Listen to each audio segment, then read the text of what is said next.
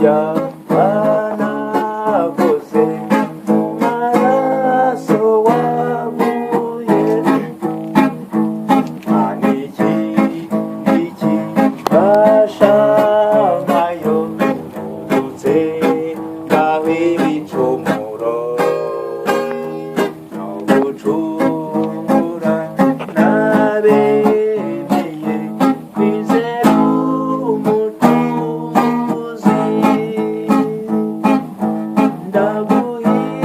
ndaguhimbariza mucunguzi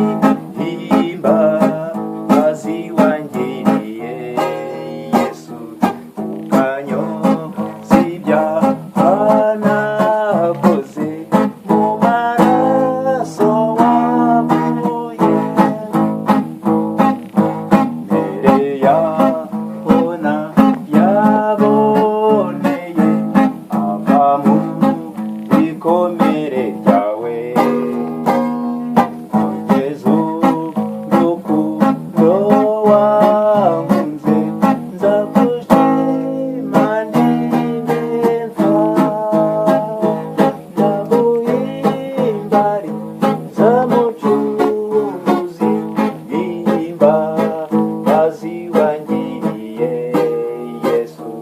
ukanyoza ibyaha nakoze mu maraso wavuye ino mw'isi birananira kugushima uko bikwiriye umuzamuro ndirurimi nge ngusingiza iteka ndaguhimbariza mucunguzi